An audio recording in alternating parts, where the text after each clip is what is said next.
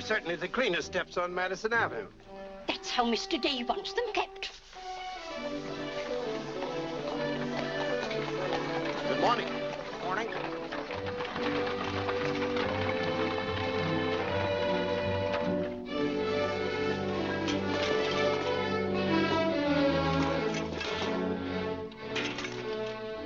You're new here, aren't you? Just this morning. This is the way Mr. Day gets his milk. Get up.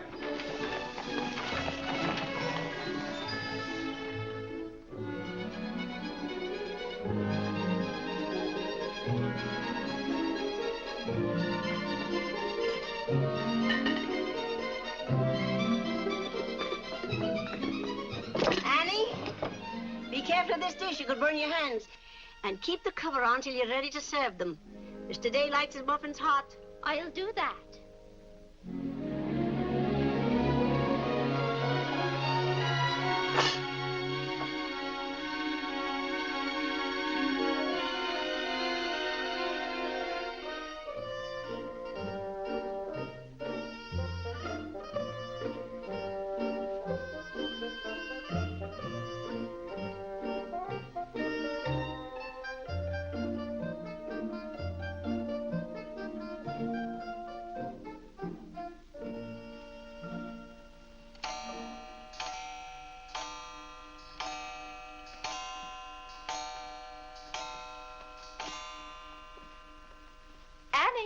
Is the table set for breakfast? Yes, ma'am.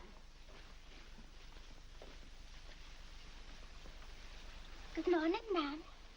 Good morning, Annie. How are you getting along? All right, ma'am. I hope. Now, don't be nervous just because this is your first day. Everything's going to be all right. But I do hope nothing goes wrong. Oh, no, Annie. The cream and sugar go down at this end.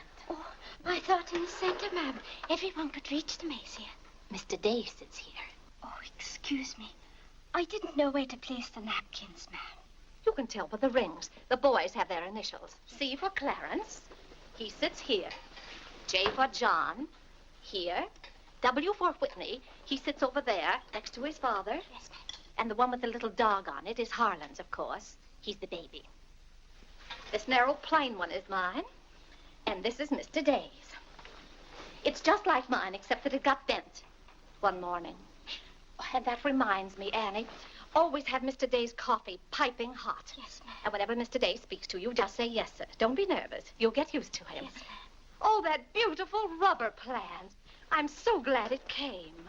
You mustn't water it every day. Too much moisture makes it very unhappy. Oh, good morning, Mother. I thought you were still upstairs. Good morning, Clarence. Father must be talking to himself. A redhead. Did you sleep well, Mother? Yes, thank you, dear. Golly, I'm hungry. Oh, and Annie, we always start with fruit in the morning, except the two younger boys who have their porridge and milk. Jiminy, another wreck on the New Haven. That always disturbs the stock market. Father won't like that. I do wish the New Haven would stop having wrecks if they knew how it upset your father. My soul and body, Clarence, what's happened to your coat? Oh, it ripped open again. Margaret mended it for me, but it won't stay mended. Oh, dear. Well, I'll just have to speak to your father about a new suit of clothes. Clarence, why did you take my H2S so far out of our clothes closet? I've told you 100 times that closet's not to make experiments in. Two. Good morning, Mother. John, have you been making those chemical smells again? No, Mother. I'm making an electric battery. It'll ring a bell and everything. You know your father doesn't like electricity. But, Mother, everything's going to be electricity. Not in this house. Oh, God! What's the matter, Claire? What's wrong? Where's my necktie? Which necktie? The one I gave you yesterday. It isn't pressed yet. I forgot to give it to Margaret. I told you distinctly I wanted to wear that necktie today. You've got plenty of neckties. Put on another one right away and come down to breakfast. I don't know what this world's coming to. Mother, may I have my breakfast early? I'm going to play baseball. 3.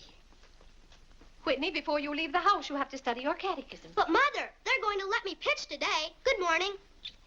Who won? The Giants, 7-3. Buck Ewing hit a home run. Let me see. Boys, don't wrinkle the paper before your father sees it.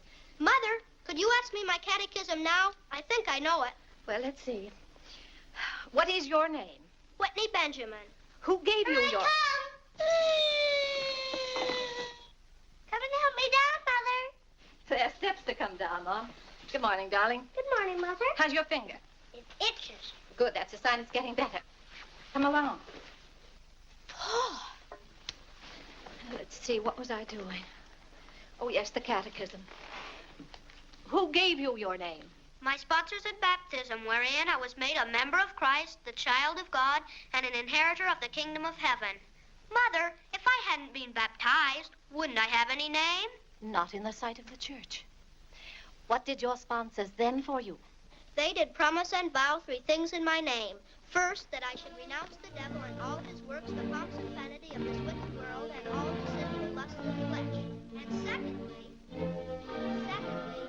that I believe all the articles of the Christian faith. And thirdly, that I should keep God's holy will and commandments and walk in the same all the days of my... Good morning, boys. Good morning. Good morning, Morning, Father. Father. Morning, Vinnie. Have a good night? Yes, thank you, Claire. Good. Sit down, boys.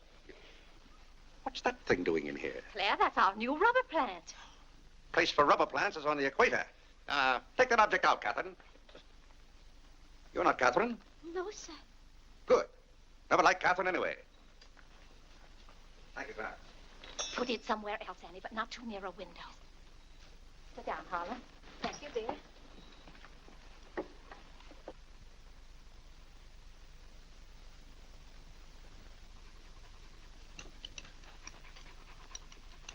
Where did that dog come from? She'll behave, Mother. I've talked to her. What did you say? Claire, that new suit looks very nice. You blasted tight. You put on a little weight, dear. I weigh just the same as I always have. Well, Clarence has just managed to ruin the only decent suit he has. I'm sorry, but I'm afraid he'll need a new suit of clothes. Vinnie, Clarence has to learn not to be so hard on his clothes. But, Father, I When you thought... start in Yale in the fall, you'll be completely outfitted. But nothing this summer. Can't I have one of your old suits cut down for me? Every suit I own still has plenty of wear in it. I wear my clothes until they're worn out. Well, if you want your clothes worn out, Clarence can wear them out much faster than you can. Yes, and, Father, you never get a chance to wear yours out. Every time you get a new batch of clothes, Mother sends the old ones to the missionary barrel.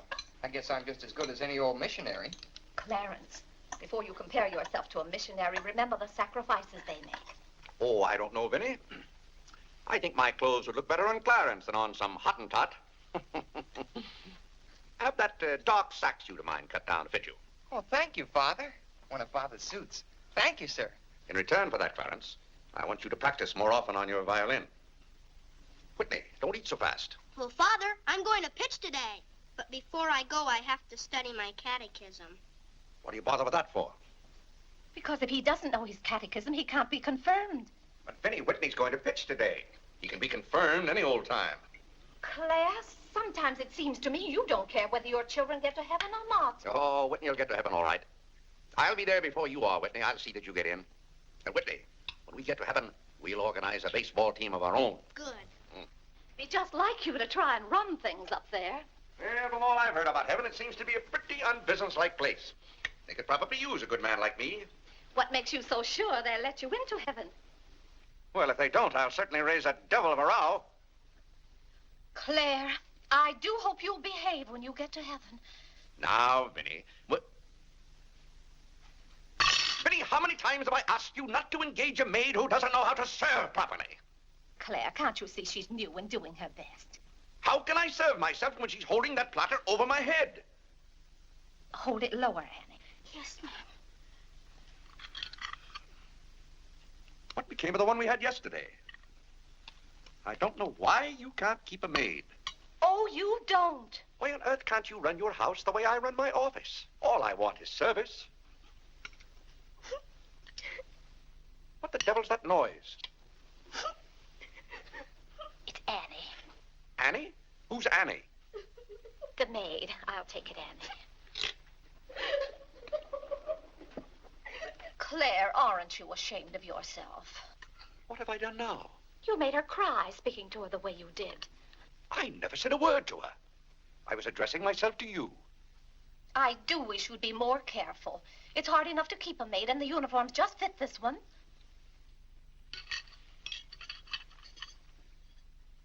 What's the matter, Claire? What's wrong?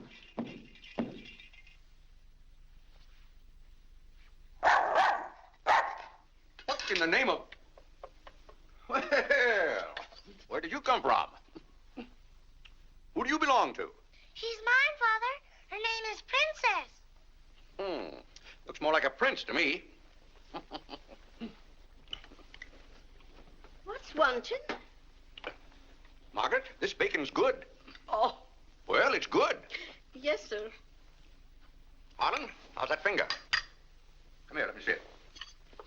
Yes, Father. Ah, yes, that's healing nicely. I guess you'll know the next time that cats don't like to be hugged. It's all right to stroke them, but don't squeeze them. Now go back and finish your oatmeal. I don't like oatmeal, Go on and finish it. It's good for you. but I don't like it. I'll tell you what you like and what you don't like. You're not old enough to know about such things. You've no business not to like oatmeal. It's good. I hate it. That's enough. We won't discuss it. Eat that oatmeal at once.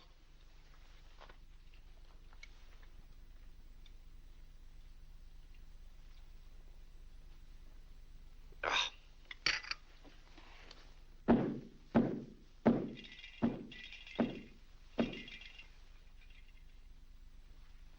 John, that letter's for your mother. I finished my oatmeal, Father. May I be excused? Yes, Whitney, you may go. It's a good game. I will. Whitney? Yes, Mother. My catechism. Never mind this morning, darling. Run along. Thank you, Mother. What's wanted? Margaret, what is this? Coffee, sir. It is not coffee. You couldn't possibly take water and coffee beans and arrive at that. It's slops, that's what it is. Slops. Take it away. I come down to this table every morning hungry. Well, if you're hungry, Claire, why aren't you eating your breakfast? I am. Aunt Judith wants me to come up and visit her. Now, Vinnie, I want no more relatives in this house. We are going to live here by ourselves, in peace and comfort. Claire, I was saying Aunt Judith wants me to visit her. Oh. Eat your oatmeal, dear. Now, what on earth is this? Dear friend Day, we are assigning you the exclusive rights to Staten Island for selling the Gem Home Pop-Up of popcorn. I think that's for me, Father. But then why isn't it addressed to Clarence Day, Jr.? Oh, it is. I wouldn't get mixed up in popcorn, Clarence. It's too indigestible. Confound it, another wreck on the New Haven. If you please, ma'am, there's $1 due on a package. It's from Lewis and Conger's. Oh, yes, those kitchen knives I ordered. Make a memorandum of that, Vinnie. $1 and whatever it was for. Of course, Claire. I must have a record of what is spent running this house. I've never understood what good a record is after the money's gone. There's just $1, Margaret. Vinnie, this house must be run on a business basis. Of course, dear. That's what the household accounts are for. Oh, Claire, it's 8:30. You don't want to be late at the office. Plenty of time. Annie, clear the table now. Yes, Ma'am, I'll do that. Clarence, John, Yes, Mother? you boys go up and move the small bureau from my room into yours. Who's coming? Cousin Cora, and she's bringing a friend with her, a young girl. A girl? You'll have to help entertain her, Clarence. Oh, Mother, do I have to? Wait till Father finds out we've got visitors. There'll be a rumpus. John, don't criticize your father. He's very hospitable. After he gets used to the idea. I like coffee, I like tea, I like the girls, and the girls like me. Well, I don't like girls, and they don't like me. Oh, God! Go on, boys, go on. What's the matter, Claire? What's wrong? How did that get in this room? Now, Claire, how was the new maid to know? Keep that abomination out of here. All right, I'll take it. Oh, Claire, dear, I'm afraid I'm going to need some more money. You were complaining about the coffee this morning. Well, that nice French drip coffee pot is broken, and you know how it got broken. Yeah, never mind that, Vinnie. As I remember, that coffee pot cost $5 and something. I'll give you $6. When you get it, Vinnie, enter the exact amount in the ledger. Of course, Claire. We can't go on month after month having the household accounts in such a mess. No, and I've thought of a system that will make my bookkeeping perfect. Well, I'm certainly relieved to hear that. All we have to do is open charge accounts everywhere, and the stores will do my bookkeeping for me. Now, wait a minute, Vinnie. Then, when the bills come in, you'd know exactly where your money had gone. Yes, I certainly would. Vinnie, we get enough bills as it is. Claire, dear, don't you hate those arguments we have every month? I certainly do. Not to have those, I should think, would be worth something to you. Well, I'll open an account at Lewis and Conger's and one at McCreary's to start with. Thank you, Claire. We'll see how it works out. Thank you. Oh, The rector's coming to tea today. The rector? Well, I'm glad you warned me. I'll go to the club. Don't expect me home until dinner time. Claire, dear, I do wish you'd take a little more interest in the church. Getting me into heaven is your business, Vinnie. If there's anything wrong with my ticket when I get there, you can fix it up. Everybody loves you so much, I'm sure God must too. I'll do my best, Claire. It wouldn't be heaven without you. If you're there, Vinnie, I'll manage to get in some way, even if I have to climb the fence. Sweet Marie, come to me, sweet Marie. Margaret, Margaret. Oh, Gad! What's the matter, Claire? What's wrong? Why did God make so many dumb fools and Democrats? Politics. Yes, but it's taking the bread out of our mouths. Huh. Honest Hugh Grant. Honest, bah. Fine mayor you've turned out to be. If you can't run this city without raising taxes every 5 minutes, you'd better get out. Let someone who can. Richard Croker's running in this town, and you're just his cat's paw. Tell me this. Are these increased taxes going into public improvements, or are they going into graft? Answer me that honestly if you can, Mr. Honest Hugh Grant. You can't. I thought so. Bah! Don't order dinner. You were elected to office on the promise that you would put an end to all this thievery and corruption. Have you put an end to it? No. You've encouraged it. Every day there's some new raid on the public treasury. If you don't stop plundering the pocketbooks of the good citizens of New York, we're going to throw you and your boodle board of aldermen out of office. I'm warning you for the last time. It's robbery. That's what it is. Highway robbery. Annie. If you think we're going to submit to this... Take this fresh cup of coffee into Mr. Day. Tell you, sir. But Mr. Day's Real got a estate owners visitor. of New York City are not going to tolerate these conditions any Nonsense. longer. Run along in now. We pay you a good round sum to watch after our interests, and all we get is inefficiency. I know you're an nincompoop, and I strongly suspect you of being a scalawag. You're not going to escape your legal responsibilities. Legal responsibilities? By gad, I mean criminal responsibilities. Don't think for 1 minute we're going to let you escape. We're going to throw you into jail.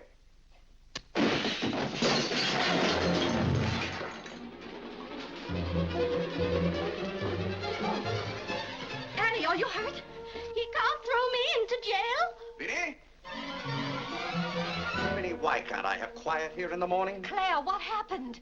It sounded to me as though that maid dropped a whole tray of dishes. Yes, but what did you say to her? Say to her? I haven't seen her since breakfast. I've got to get to the office. Oh, yes, Claire, you don't want to be late. I'll be home in plenty of time for dinner. Why don't we have chicken fricassee tonight? Well, Claire, chicken's gone up. It's 8 cents a pound.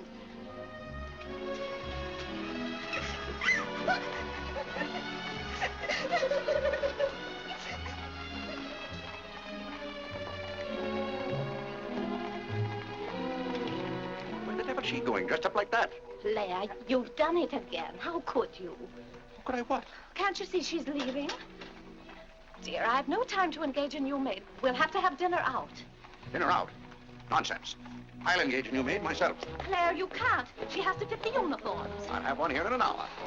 Goodbye, dear. Bye, Claire.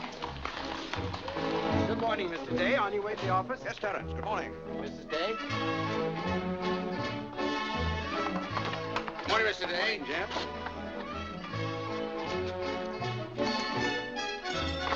Get in. Get in.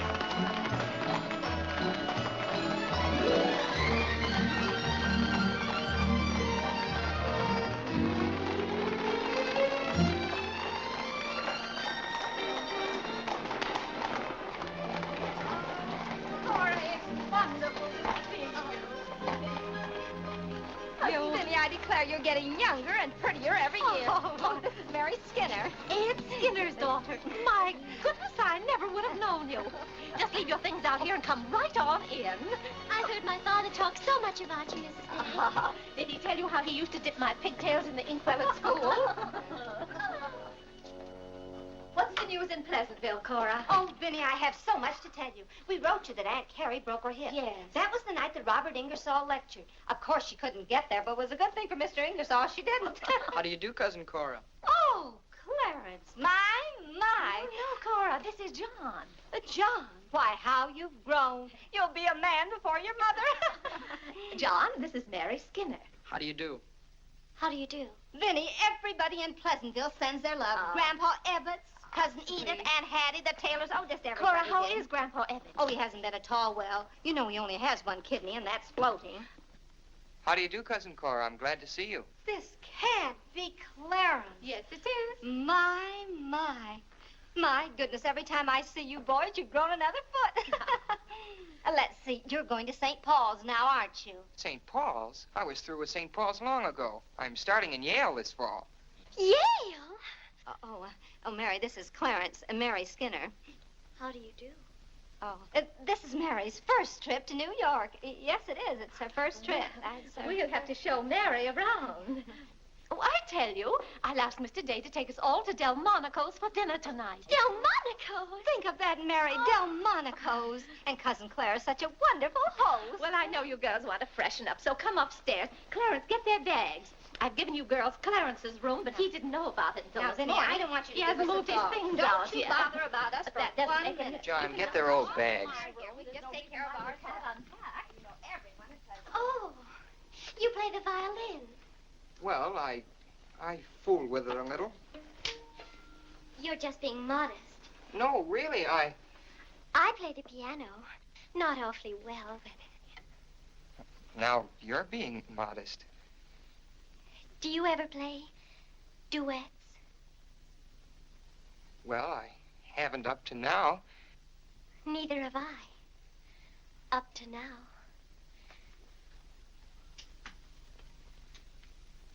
Cora didn't tell me about you. I never met a Yale man before.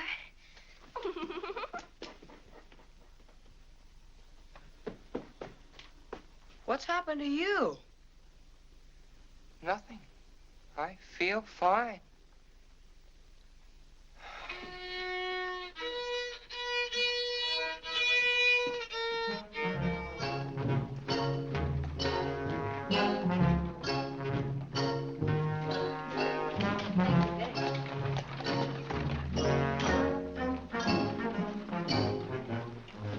Where do you keep them? Do you wish a domestic servant? Where do you keep them? I will take your name and address. Confound it, I'm late at the office now. If you will give me the details as to what kind of person you require. I'm asking you where you keep them. Why, the girls are in there, but clients are not allowed in that room. If you will tell me the kind of a position you wish to have filled, I will be very glad to...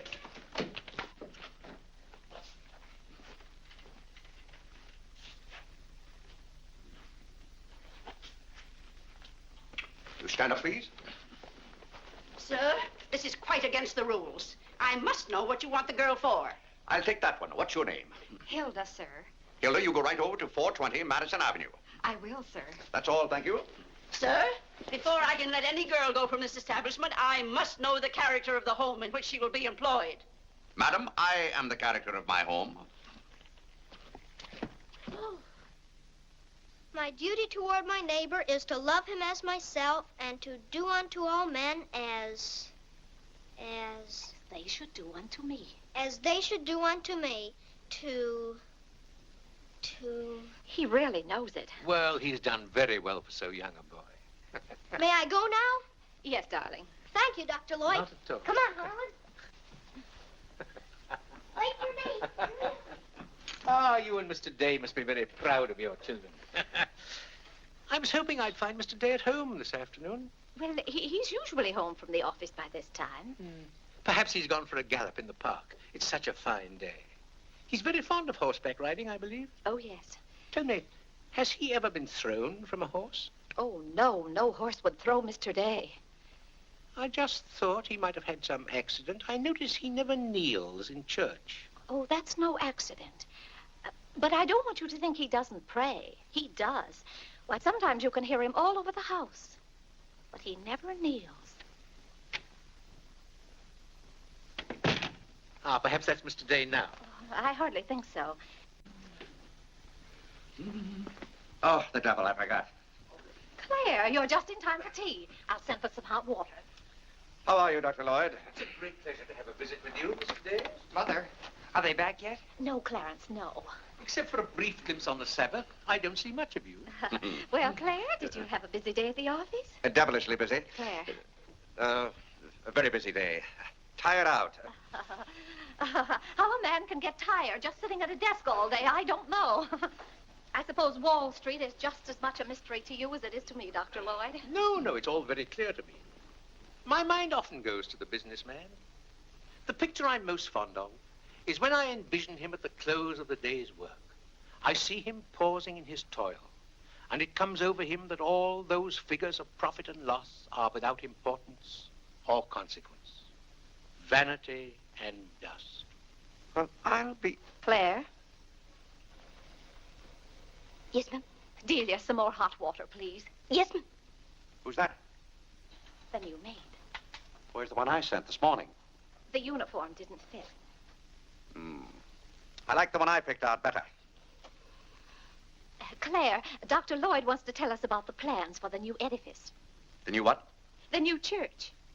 You knew we were planning to build a new church. Of course, we're going to have to raise a large sum of money. Well, personally, I'm against the church hopping, skipping, and jumping all over the town. So any contribution I make will have to be a small one. The amount everyone is to subscribe has already been decided. Who decided it? After considerable thought, we voted that our supporting members should each contribute a sum equal to the cost of their pew. I paid $5,000 for my pew. Yes, Claire, that makes our contribution $5,000. That's robbery. Do you know what that pew was worth today? $3,000. That's what the last one sold for. I've taken a dead loss of $2,000 on that pew already. Frank Baggs sold me that pew when the market was at its peak.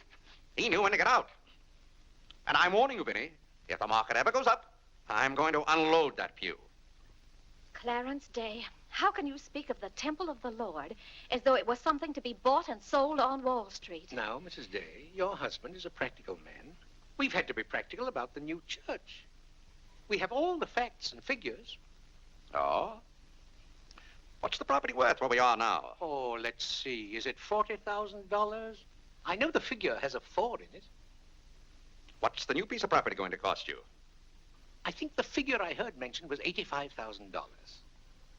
Or was it $185,000? Dr. Lloyd, you preach that someday we'll all have to answer to God. We shall indeed. Well, I hope God doesn't ask you any questions with figures in them. Mrs. Day is in the living room. Thank you. It's Cousin Cora. She's passing through town. Oh. Well. Oh, hello. Hello. Hello. Thank you for helping me. Come, Mary. Oh, Vinnie, what a day. We've been in every shop in town. Why, Cousin Claire. Cora! My.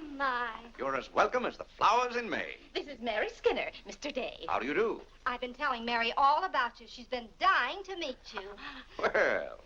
Dr. Lloyd, I want you to meet my favorite cousin, Miss Cartwright. How do you do? And this is Mary Skinner. Miss Skinner, Dr. Lloyd. How do you do? How do you do? This seems to be a family reunion. I'll just run along. Goodbye, Dr. Lloyd. Goodbye, Miss Cartwright. Goodbye. Goodbye. Oh, Clarence, you haven't said how do you do to Dr. Lloyd. Goodbye, Dr. Lloyd.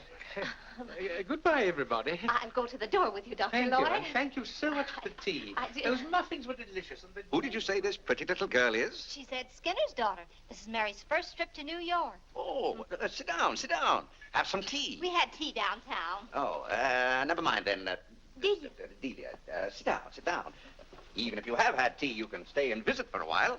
As a matter of fact, why don't you both stay to dinner? That's all arranged, Claire. Cora and Mary are going to have dinner with us. Fine, fine. Of course, you'll just have to take potluck. Well, I'd hardly call it pot. Claire, did you know the girls are going to visit Aunt Judith in Springfield for a whole month?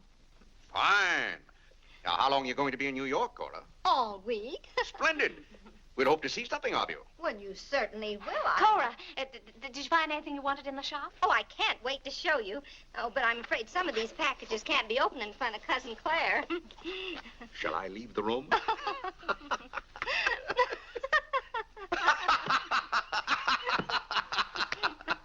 Oh, Clarence, would you take the package in the hall up to our room, or should I say your room? Wasn't it nice of Clarence to give up his room to us for a whole week? Cora, come on, I just can't wait to see what's in those packages. Well, we'll be back soon. Vinnie, I wish to speak to you before you go upstairs. I'll be down in just a minute, Claire. I wish to speak to you now. I'll be up in just a minute, Cora. It's all right, Vinnie. Come along, Mary. Are those two women encamped in our house? Now, Claire. Answer me, Vinnie. Now, Claire, you know... Answer me! Just a minute. Clarence.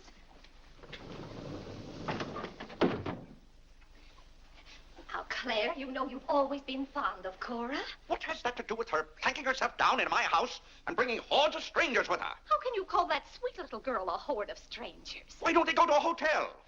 New York is full of hotels built for the express purpose of housing such nuisances. Claire, two girls alone in a hotel? Why, who knows what might happen to them? All right, then put them on the first train. They want to roam with the gypsies? Lend them a hand. Keep them roaming. But, Claire, they're just staying in that little room of Clarence's.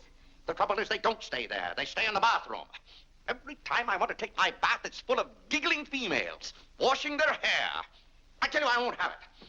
Send them to a hotel. I'll pay the bill gladly, but get them out of here. Father, I'm afraid they can hear you upstairs. Then keep those doors closed. Clarence, you open those doors. Open them all the way. Now, Claire, you be quiet and behave yourself. They're here, and they're going to stay here. That's enough, Vinnie. I want no more of this argument.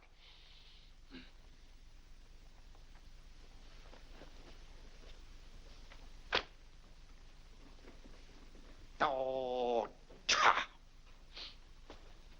What I don't understand is why this swarm of locusts always descends on us without any warning.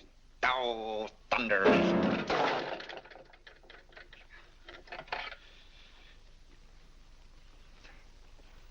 Vinnie. Dear Vinnie.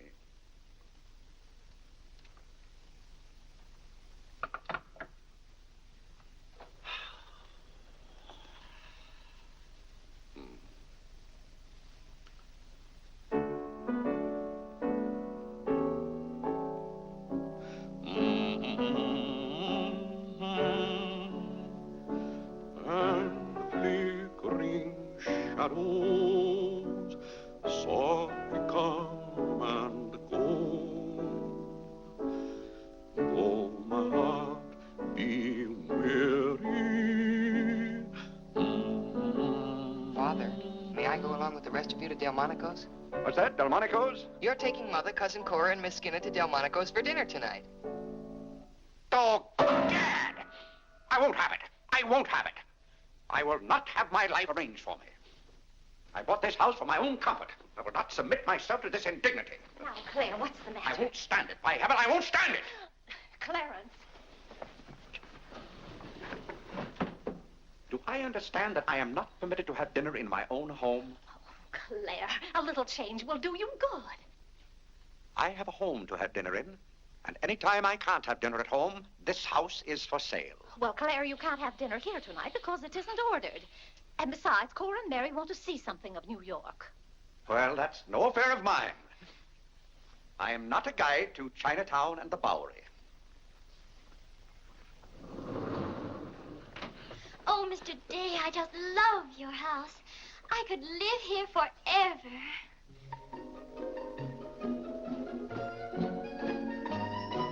Cora's waiting for you, Mrs. Day. Oh, yes, I'll run right up.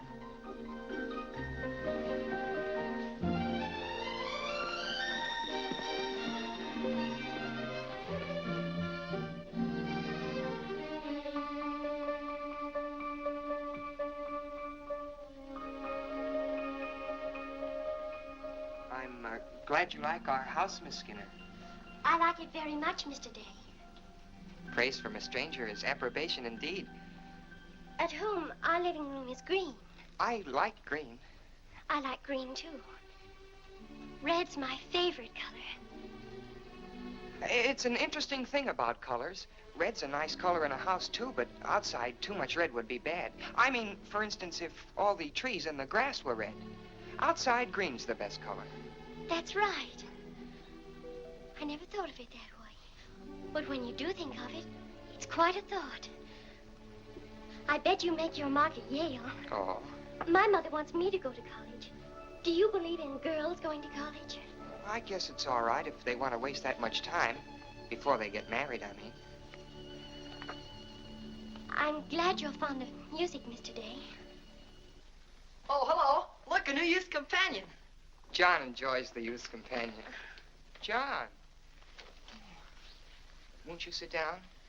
Oh, thank you. It tells all about connecting batteries in series. John, Miss Skinner and I were talking. Oh, that's all right. You won't bother me. Jiminy, there's where I made my mistake. I didn't mix enough blue vitriol with it.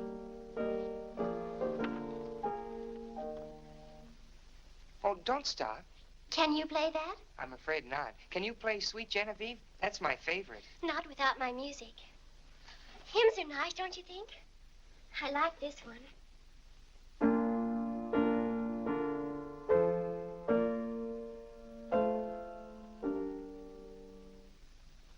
That's funny. The words are the same, but it's the wrong tune. Oh, it can't be the wrong tune. We sing it exactly that way in church. We don't sing it that way in the Methodist church. You see, we're Methodists. Oh, that's too bad.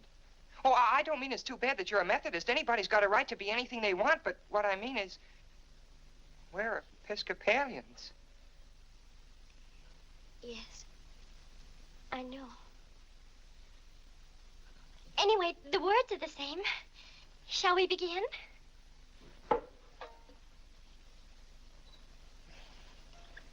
Now.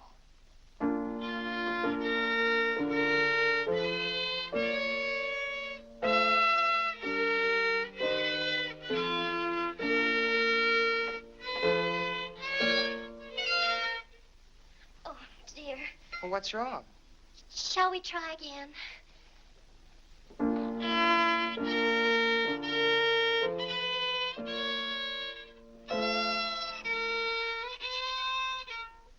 It must be my fault. Oh, no, it's my fault. No, you're the Episcopalian.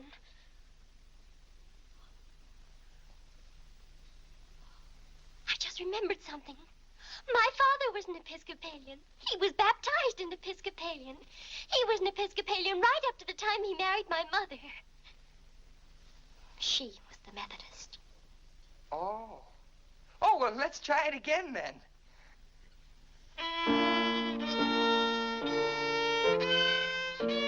Well, Clarence, if you're going to Delmonico's with us, you'd better get dressed. Am I going to? Jiminy.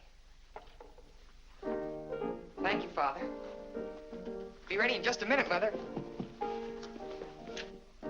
Vinnie, that young lady looks about the same age you were when I came out to Pleasantville to rescue you. Rescue me? You came out there to talk me into marrying you. It worked out just the same. Ah.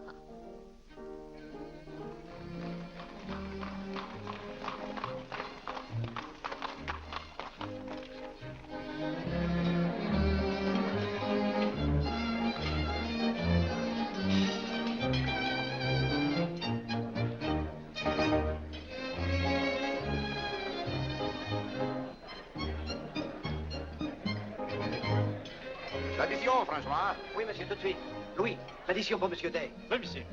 Alors, vite, vite, tout de suite. Alors, vite, vite, tout de suite.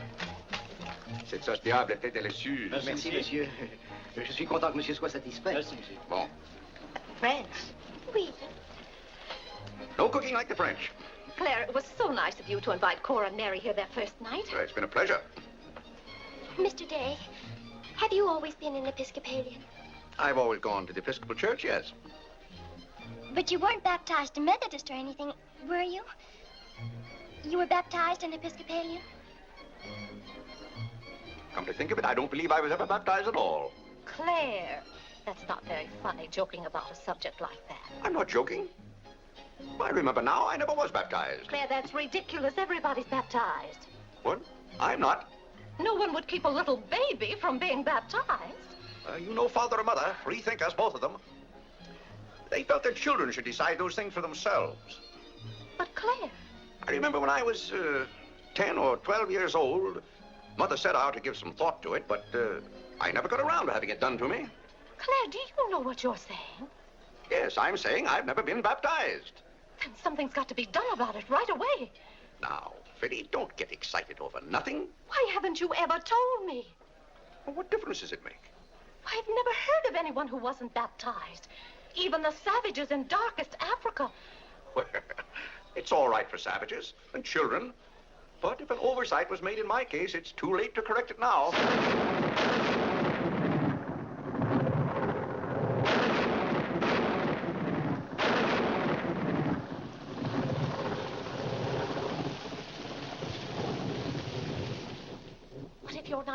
baptized, you're not a Christian. Why, confound it, of course I'm a Christian. A mighty good Christian, too. A lot better Christian than those psalm singers in church. But you can't be if you won't be baptized. I won't be baptized, and I will be a Christian. I'll be a Christian in my own way. Claire, don't you want to meet us all in heaven? Of course. And I'm going to. But you can't go to heaven if you're not baptized. Ah, that's a lot of falderall. Clarence Day, don't you blaspheme like that. You're coming to church with me before you go to the office in the morning and be baptized then and there. Vinnie, don't be ridiculous. If you think I'm going to stand there and let Dr. Lloyd splash water on me at my age, you're mistaken. No, I'm sleepy. Good night, Vinnie.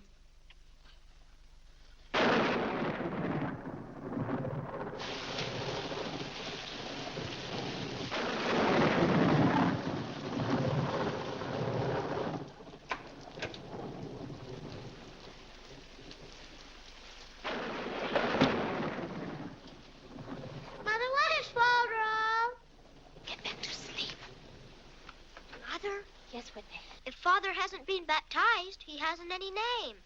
In the sight of the church, he hasn't any name. That's right. Maybe we're not even married.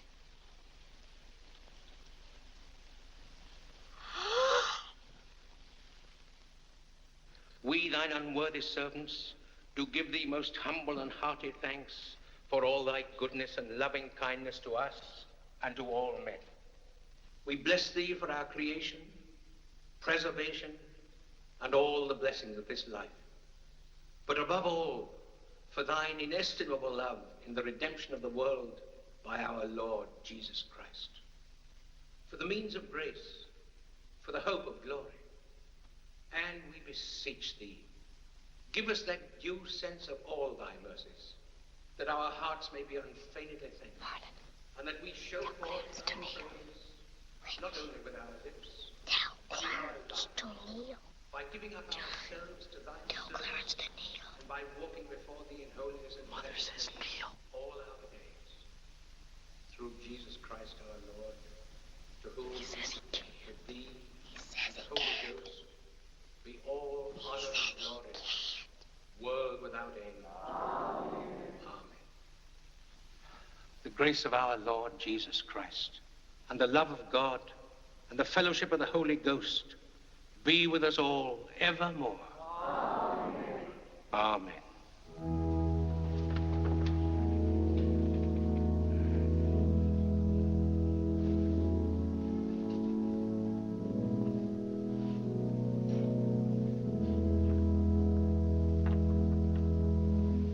And so, my friends, what comfort and security it gives us when we have reached the age of understanding to know that the rite of baptism has not been neglected in our infancy or youth. Can you imagine any man who has reached maturity with the knowledge that he had never been baptized, failing to hasten to the holy font that his soul might be saved? As it says in the baptismal office, except a man be born of water and of the Spirit, he cannot enter into the kingdom of God. He that believeth and is baptized shall be saved, but he that believeth not shall be damned. What's that fellow up to? He can't be. Which also showeth us the great benefit we reap thereby. Father, shh. He that is baptized Tell Father. showeth great benefit, Tell Father. but he that believeth Tell not Father. Shh. cannot enter into the kingdom of God. Father says, shh. For the promise is to you and to your children. Doubt ye not, therefore, but earnestly believe.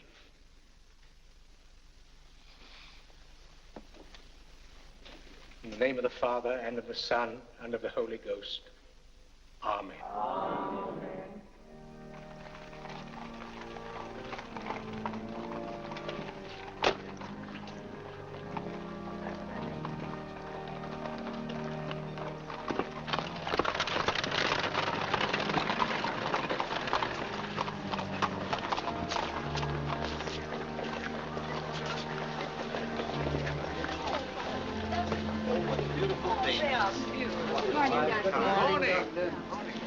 is William Tyler Wickersham. Oh, And this is Wilhelmina Eugenia Wickersham. what a lovely day for them to be baptized. The happiest day of my life. Sure it is. Lovely set. Thank you, Mrs. Day.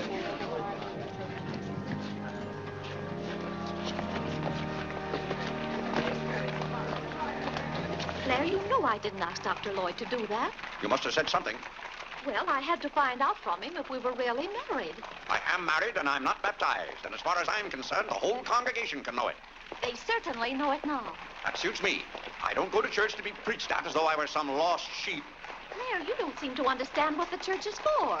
Vinnie, if there's one place the church should leave alone, it's a man's soul.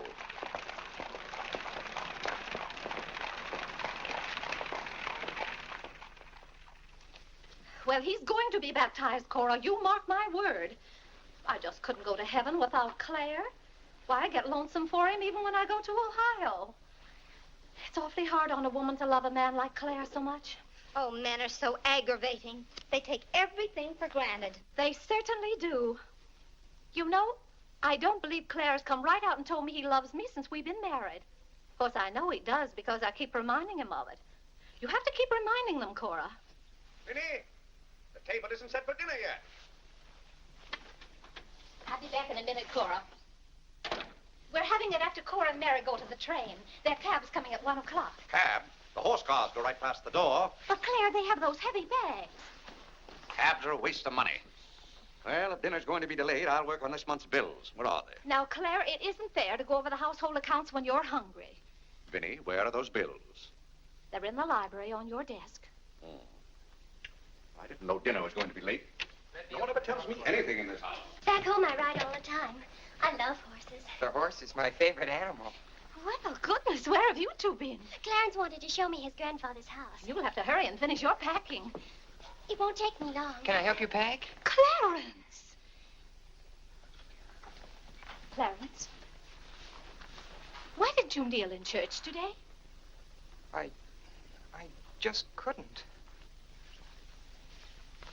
If it's because your father doesn't kneel, you must remember he wasn't brought up to kneel in church. But you were. Has it anything to do with Mary? I know she's a Methodist. Oh, no, Mother. Methodists kneel. Mary told me. They don't get up and down so much, but they stay down longer. Clarence, you want to kneel, don't you? Oh, yes, I wanted to kneel today. I tried. You saw me try, but I just couldn't. Is that suit of your father's too tight for you? No, it's not too tight. Well, what is it? Mother, very peculiar things have happened to me since I started to wear this suit. I can't seem to make these clothes do anything Father wouldn't do. Oh, that's nonsense, Clarence. And not to kneel in church is a sacrilege. Making Father's trousers kneel seemed more of a sacrilege. Clarence! Do you know what happened at Dura Wakefield's party for Mary last night? We were playing musical chairs, and some girl sat down suddenly right on my lap. Well, I jumped up so fast she almost got hurt. She was sitting on Father's trousers. Well, Mother, I've got to have a suit of my own. My soul and body. Well, you'll just have to talk to your father about it. I'm sure if you approach him the right way, you know, tactfully, he'll see. Oh, excuse me. Gracious.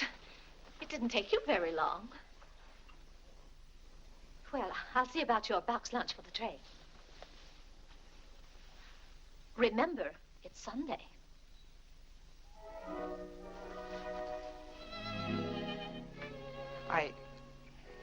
I was hoping we could have a few minutes together before you left. Cora had so much to do, I wanted to get out of her way. Well, didn't you want to see me? I did want to tell you how much I've enjoyed our friendship. Oh, hello. Mother told us to sit in the living room till dinner's ready. Not on the best sofa. Hello. Hello.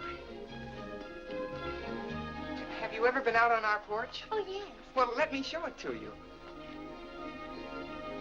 It's awfully hard to grow up in a family with children.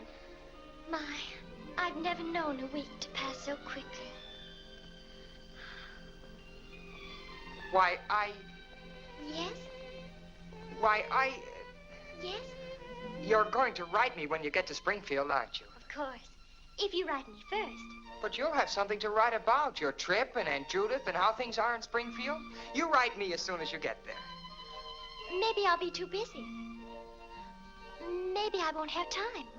Well, you find the time. Let's not have any nonsense about that. You'll write me first, and you'll do it right away, the first day. How do you know I'll take orders from you? Well, I'll show you. Give me your hand. Why should I? Give me your hand, confound it. What do you want with my hand? I just wanted it. What are you thinking about? I was just thinking. About what? I was hoping you'd write me first, because that would mean you liked me. Well, what's my writing first got to do with liking you? You do like me then. Of course I do. I like you better than any girl I ever met. But you don't like me well enough to write first.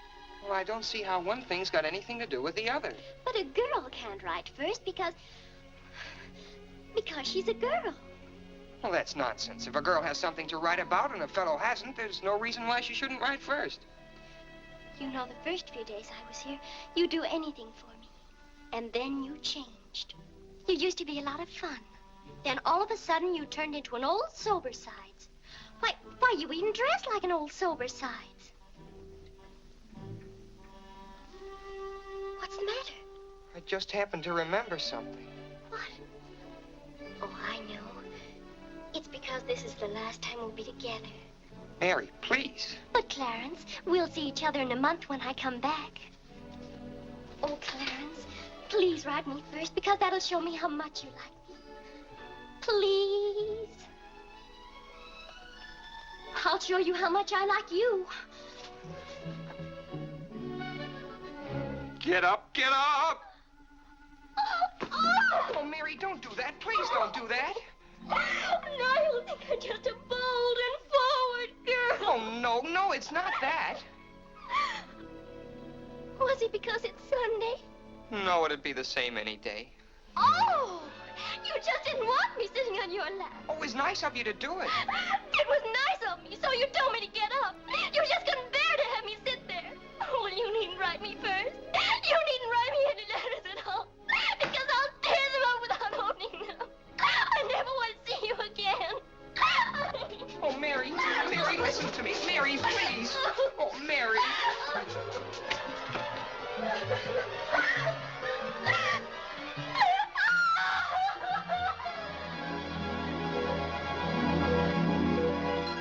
Clarence! Yes, Father? That young lady's crying. She's in tears. What's the meaning of this? I'm sorry, Father. It's all my fault. Nonsense. What's that girl trying to do to you? Oh, no, she wasn't. It was... Well, whatever the quarrel was about, Clarence, I'm glad you held your own. Father, I have to have a new suit of clothes. You've got to give me the money for it. Young man, do you realize that you're addressing your father? I'm sorry, Father. I apologize. But you don't know how important this is to me. A new suit of clothes is so important. Oh, why should... Clarence, has your need for a new suit of clothes anything to do with that young lady? Yes, Father. Why, Clarence. Why, this comes as quite a shock to me. What does, Father? Well, you're being so grown up. Still, I might have known if you were going to college this fall. Yes, you're at the age when you'll be meeting girls. Clarence, there are things about women that I think you ought to know. Sit down.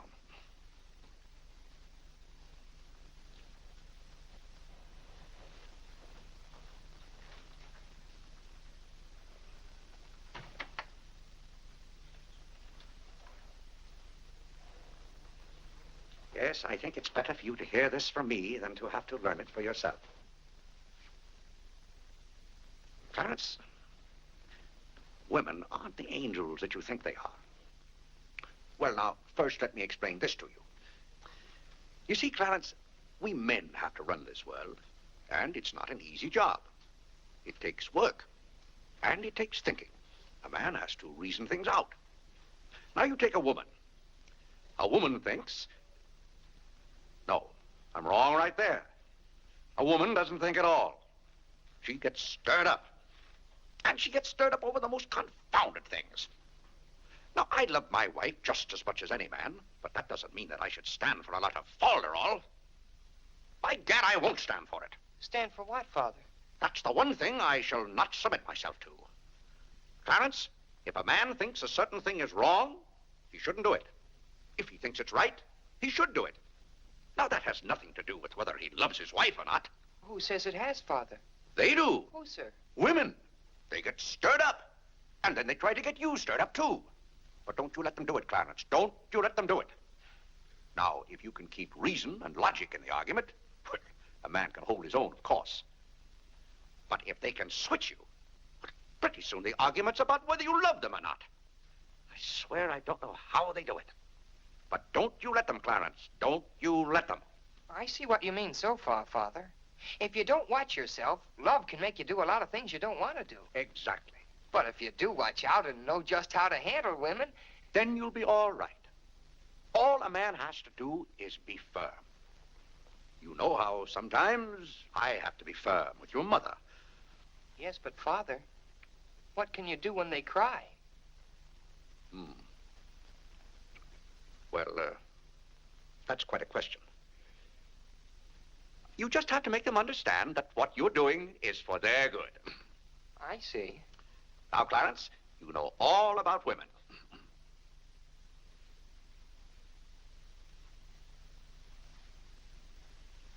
But, Father... Yes, Clarence? I thought you were going to tell me about... About what? About women. Clarence, there are some things gentlemen don't discuss. I've told you all you need to know. The thing for you to remember is be firm.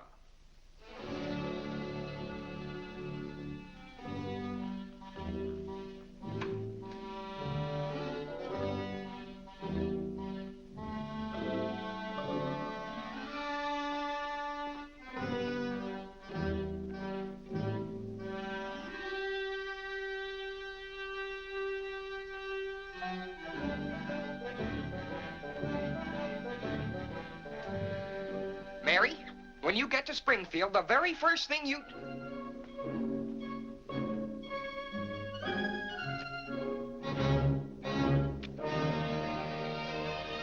Oh, God! What's the matter, Claire? What's wrong? Sit down, Vinnie. Oh, Claire, Cora and Mary are leaving any moment Sit down. now. Vinnie, you know I like to live well. And I want my family to live well. But this house must be run on a business basis. I must know how much money I'm spending and what for. For instance, if you recall, a week ago, I gave you $6 to buy a new coffee pot. Yes, because you broke the old one. You threw it right on the floor. I'm not talking about that. Now, I find here among my... It was a pity to break that nice coffee pot, Claire. It was imported from France, and that little shop has stopped selling them. But what has that They to... said the tariff wouldn't let them, and that's your fault because you're always voting to raise the tariff. The tariff protects America against cheap foreign labor. Now, this bill... The tariff does nothing but put up the prices, and that's hard on everybody, especially the farmer. Vinnie, I wish to heaven you wouldn't talk about matters you don't know anything about. I do, too, know about them. Miss Gulick says that every intelligent woman should have some opinion Who, about... may I ask, is Miss Gulick? She's the current events woman I told you about, and the tickets are $1 every Tuesday. Do you mean to tell me that a pack of idle-minded females pay $1 apiece to hear another female gabble about the events of the day? Listen to me if you want to know anything about the events of the day. But you get so excited, Claire. And besides, Miss Gulick says that our president, whom you're always belittling, prays to God for guidance. Vinnie, what happened to that $6? What $6? I gave you $6 to buy a new coffee pot. Now I find that you apparently got one of you was in Congress and charged it. Here's the bill. One coffee pot, $5. So you owe me $1, and you can hand it right over. I'll do nothing of the kind. What did you do with that $6? Well, Claire, I can't tell you now, dear. Why didn't you ask me at the time? I give up. Wait a minute. I spent $4.50 for that new umbrella. Now we're getting somewhere. One umbrella, $4.50. And that must have been the week I paid Mrs. Tobin for 2 extra days washing. Mrs. Tobin. That's $2 more. $2. That makes $6.50, and that's another 50 cents you owe me. I don't owe you anything. What you owe me is an explanation of where my money's gone. I do the best I can to keep down expenses. You know yourself, Cousin Phoebe spends twice as much as we do. Don't talk to me about your cousin Phoebe.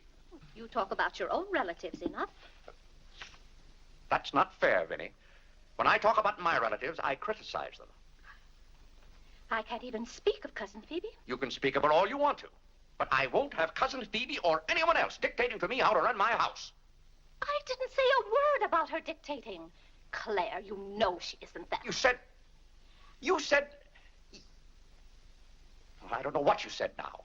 You never stick to the point. Now, we're going over this account book, item by item. I find here a bill for $38. I don't know what you expect of me. I tire myself out chasing up and down those stairs all day long, trying to look after your comfort, to bring up our children. I do the mending and the marketing. Now you want me to be an expert bookkeeper, too.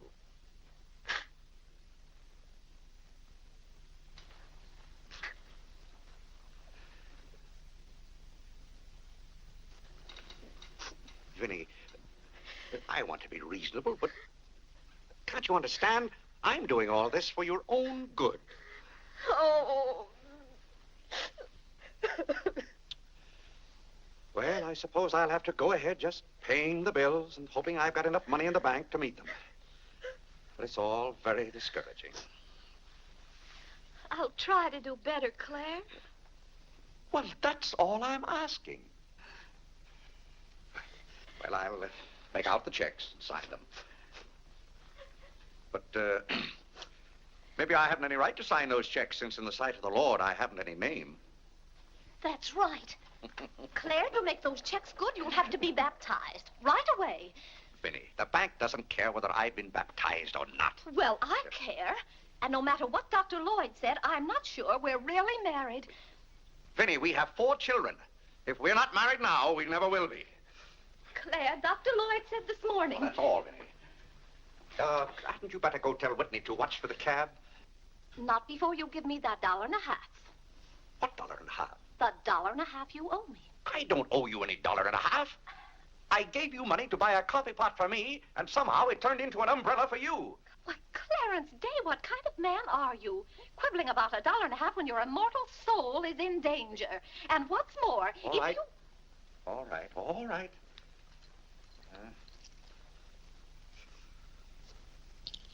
Thank you, Claire. Now the accounts are all straight again.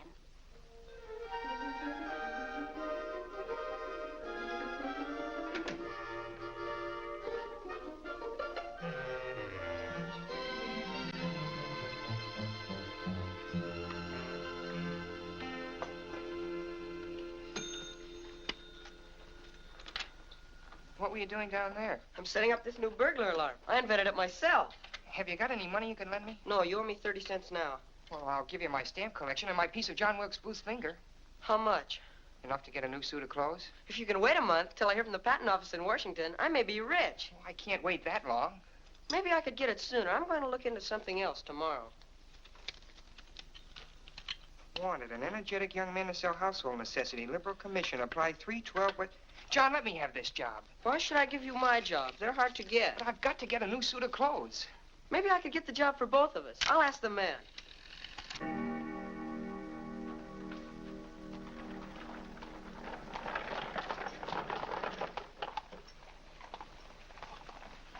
The cab's here, Father.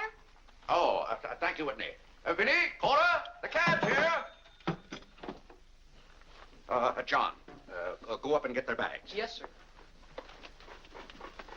Here's the lunch for the train, sir. Take it out to the cab. Who's that one? It's Ellen. Delia left yesterday. I don't know where your mother finds them. Now, Vinnie, don't you let Clara worry about us. We have plenty of time. Take the bags right on out, John. Yes, sir. Well, goodbye, Clarence. It was so nice to see you Goodbye, again. Cousin Cora. Goodbye, Whitney. Now, you be a good boy. Bye, Cousin Cora. Goodbye, Harlan. Goodbye. Keep out of mischief. Come along, everybody. Don't keep the cab waiting. Cabs cost money. If there's one thing Mr. Day can't stand, it's to keep a cab waiting. Any waiting to do, there's a waiting room at the Grand Central Depot just for that. Mary, aren't you even going to shake hands with me? I don't think I'd better. You may remember that when I get too close to you, you feel contaminated. Mary, you're going to write to me, aren't you? Are you going to write first? No, Mary. There are times when a man must be firm. Mary, Mother says you better hurry out before Father starts yelling. It's Sunday. Goodbye, John. I'm very happy to have made your acquaintance. Thank you. May I help you? No, thank you. Take care of yourself. Goodbye, Mr. Day. Goodbye, Mary. Goodbye, Mrs. Day. I've had a wonderful Goodbye, time. Mary. Bye-bye. Goodbye. Goodbye, Cousin Claire. Goodbye, Cora. Goodbye, Cora.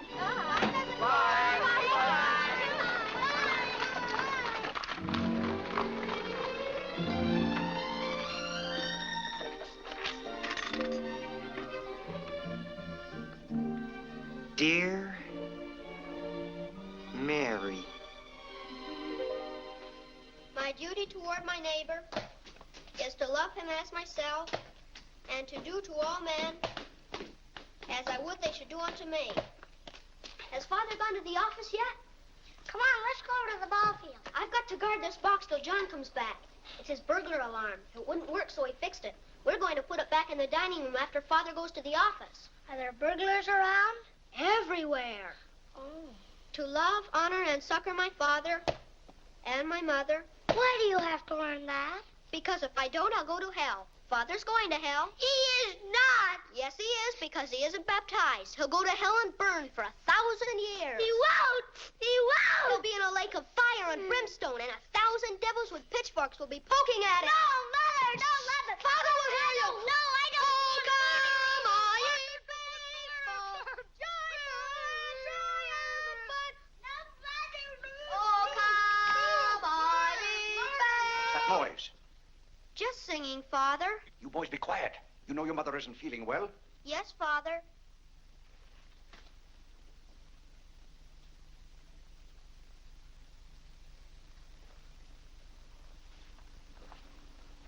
What did your mother say? She says she doesn't want any breakfast. Now, why does your mother do that to me? She knows it just upsets my day when she doesn't come down to breakfast. A special delivery, sir. Thank you. Thank you. Where's John this morning? Well, John had his breakfast early, Father, and went out to see about something. See about what?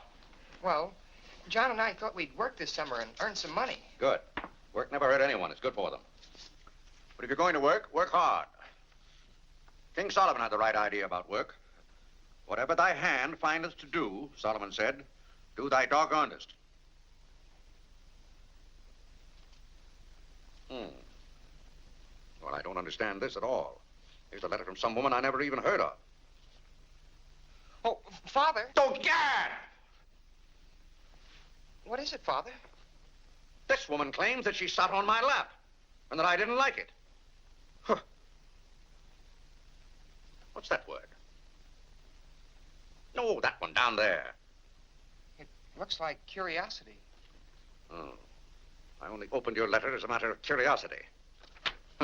Yes, go on. Why, this gets worse and worse.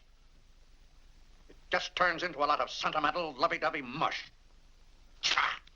If this is someone's idea of a practical joke. What's the matter, Claire? What's wrong? Nothing wrong. Just a fool letter. How are you feeling, Vinnie? I thought you needed me. If you don't, I'll go back to bed. Oh, no. Come sit down and get some food in you. Do you good. Build up your strength. Yeah, here, sit down. Here, what's this one's name? Nora. Nora, get Mrs. Day some bacon and eggs. No, Nora. Bring me a cup of tea up to my room. Yes, ma'am. Oh, Vinnie, it's just weak to give in to an ailment. I notice when you have a headache, you yell and groan and swear enough. Well, that's to prove to the headache that I'm stronger than it is. I think I've caught some kind of germ. Some of my friends have had to send for the doctor. The doctor? Oh, poppycock. But Claire, dear, when people are ill, you have to do something. Certainly I have to do something. Cheer them up. That's the way to cure them. How would you go about cheering them up? Why, I'd tell them, bah.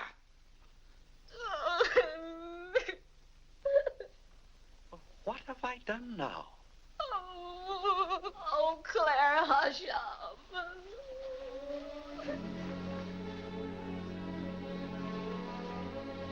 Vinnie, I didn't mean to upset you.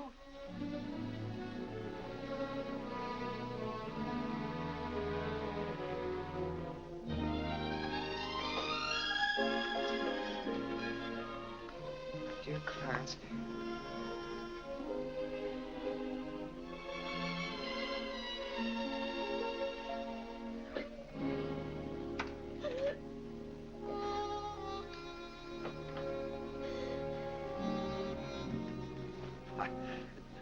I was just trying to help you.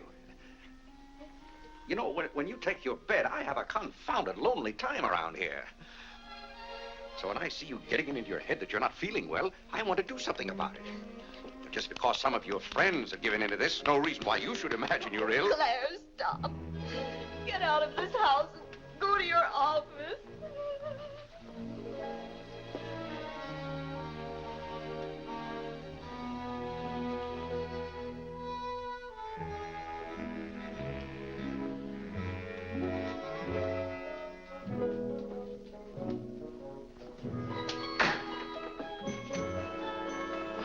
Did you get the job? Yes, for both of us. Look, I've got it with me.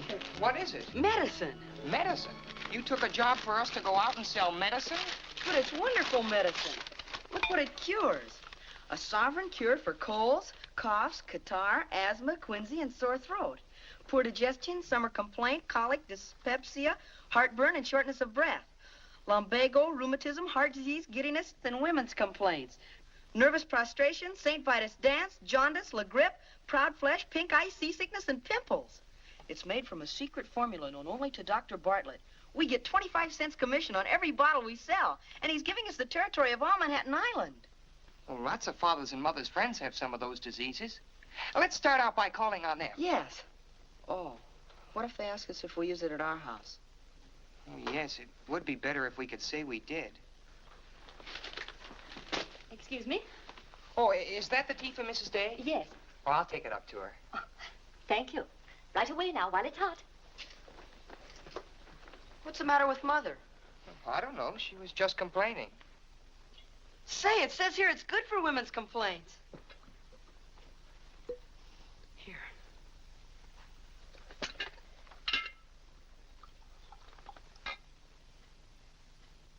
Yes, sir. Chesapeake and Ohio, an 8. New York Central, 3/4. I'd like to see Mr. Day about those Morris and Essex bonds. Today's very busy this morning. You'll have to wait.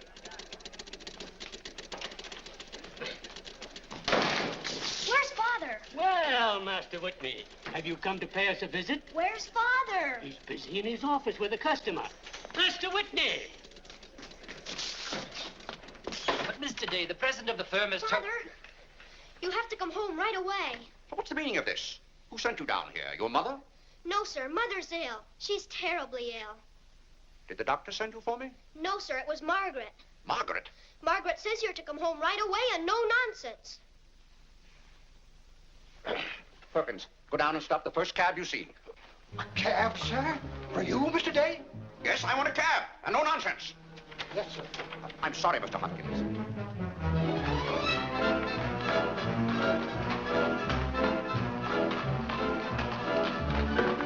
Confound you, can't you go any faster? All right. Get up. Get up there, do you hear me? Get up!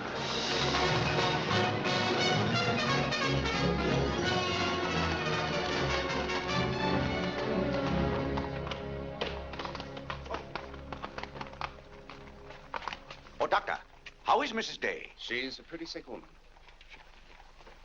Oh, what's wrong with her? Well, do you know or don't you? What did Mrs. Day have for breakfast this morning? Not a thing. I tried to get her to eat something, and she wouldn't. I can't understand it. Understand what? These violent attacks of nausea. It's almost as though she were poisoned. Poisoned? Let me take your cab. I'll try not to be gone more than 10 or 15 minutes. And, Mr. Day, you're not to go into a room. You'd better get her well. Right away, or you'll hear from me. Turn west on 47th Street. Get up, get up.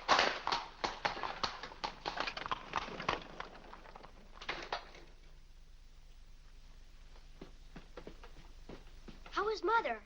I don't know. Well, she better be good and sick, or Father may be mad at me for getting him up here, especially in a cab.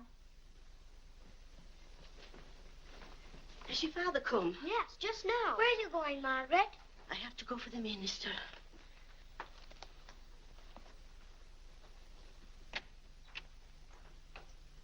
I guess the minister's coming to baptize Father, so I won't have to go to hell. You can't be baptized in a house. You've got to have water. We have lots of water. Not the right kind.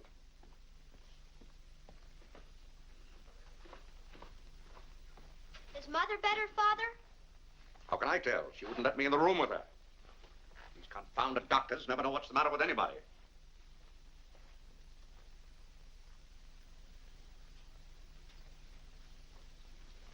Father, Yes? Mother's going to get well, isn't she? Of course she's going to get well. Father, may we come in? It's lonesome without Mother. Yes, it is, Harlan. It's lonesome. Come in, boys.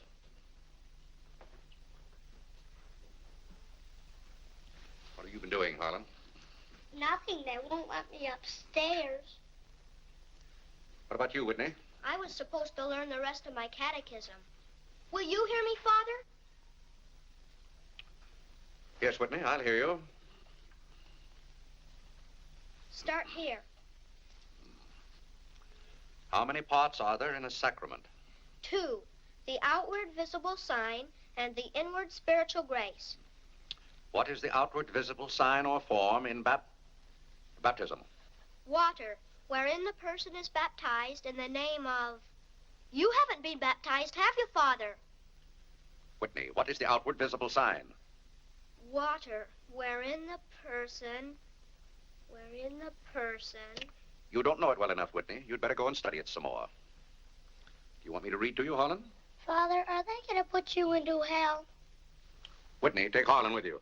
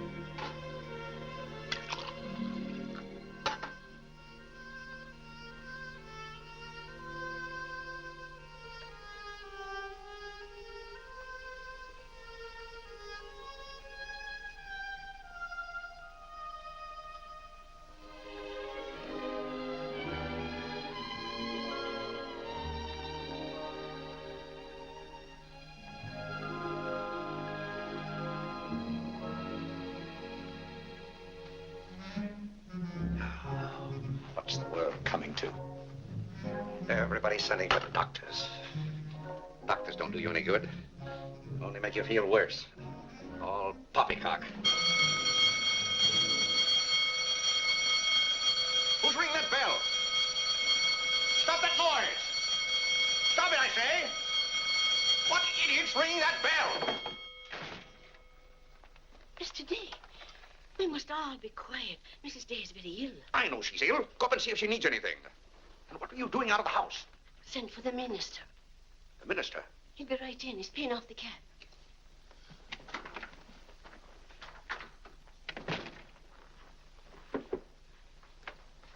I was deeply shocked to learn the serious nature of Mrs. Day's illness.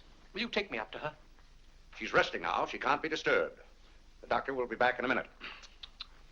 Mrs. Day has been a tower of strength in the parish. Everyone liked her so much. Yes, she was a fine woman. I wish to heaven you wouldn't talk about Mrs. Day as if she were dead.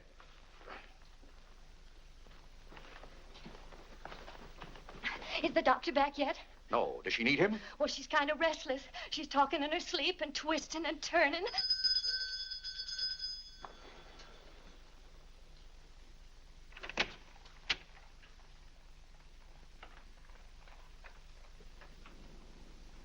Well, Doctor, it seems to me that was a pretty long 10 minutes. See here, Mr. Day, if I'm to handle this case... How can you handle it if you're out of the house?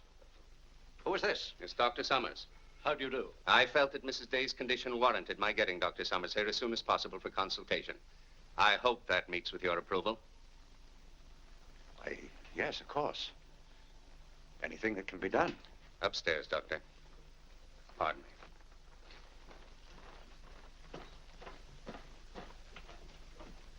Mrs. Day is in good hands now, Mr. Day. There's nothing you and I can do at the moment to help. Dr. Lloyd. Yes? There's something that's troubling Mrs. Day's mind. Oh? I think you know what I refer to. Yes. You mean the fact that you've never been baptized? Yes, I gathered that you knew about it from your sermon last Sunday. But let's not get angry. I think something had better be done about it. Yes, Mr. Day? When the doctors get through up there, I want you to talk to Mrs. Day. I want you to tell her something. Why, I'd be glad to. You're just the man to do it. She shouldn't be upset about this. I want you to tell her that my being baptized would just be a lot of confounded nonsense. But, Mr. Day... No, she'd take your word on a thing like that. And we both must do everything we can to help her now. But the solution is so simple. It would take only your consent to be baptized. That's out of the question. And I'm surprised that a grown man like you would suggest such a thing.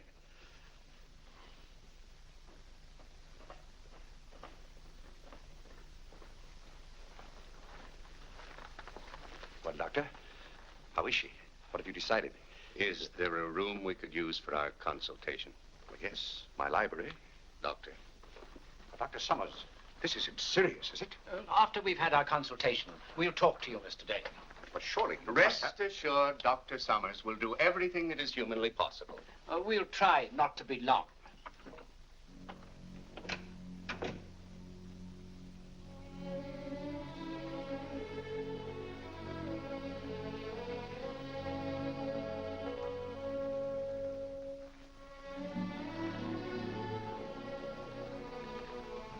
Tell me, this Dr. Summers, he's very highly thought of, isn't he? Oh, yes. Well, if Vinnie is seriously... If anyone could help her, he could. Don't you think? Very fine physician. But there is a greater help, ever present in the hour of need. Let us turn to him in prayer. Let us kneel and pray.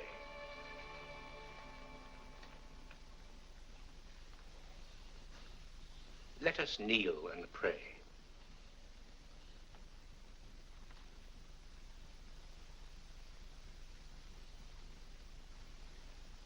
O Lord, look down from heaven.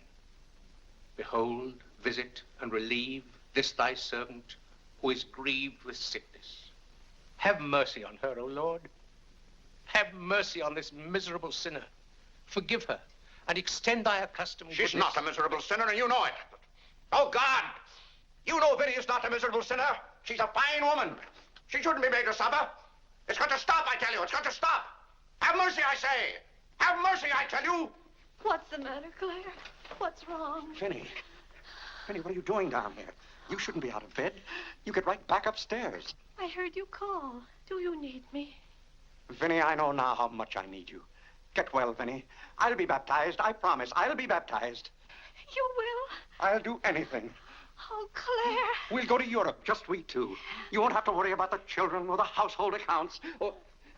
Vinnie. Don't worry, Mr. Day. She'll be all right now. Bless you for what you have done. What'd I do? You promised to be baptized. I did? Oh, Gad!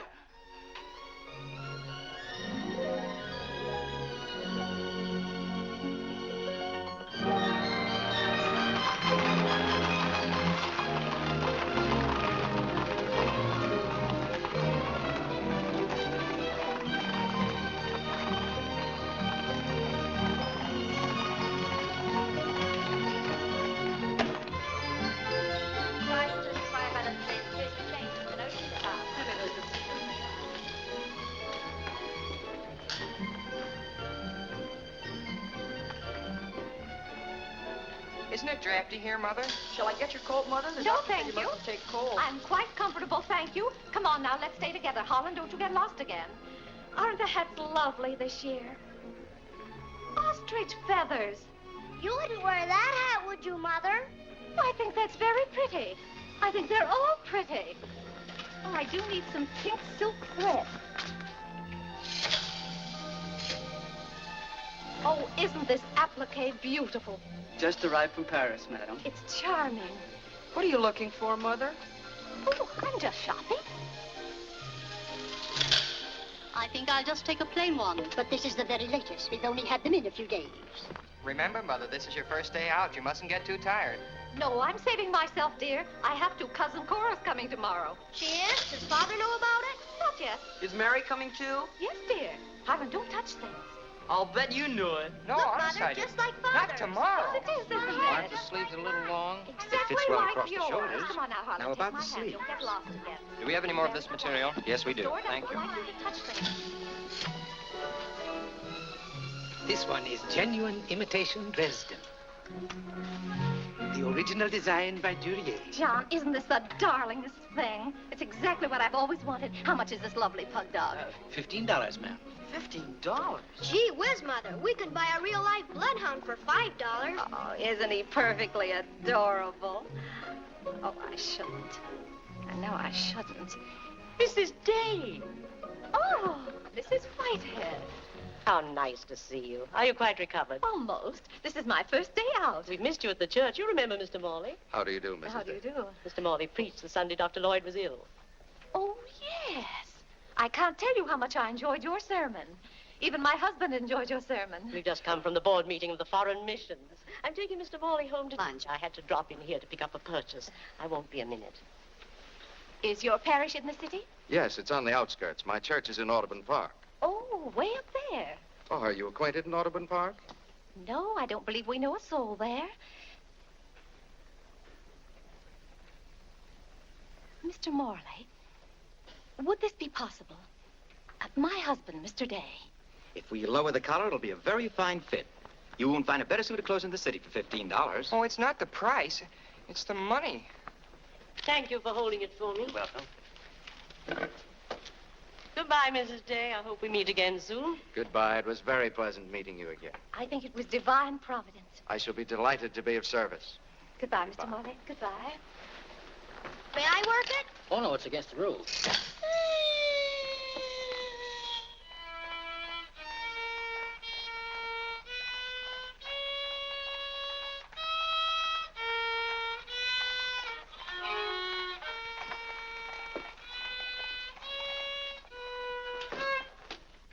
Hello.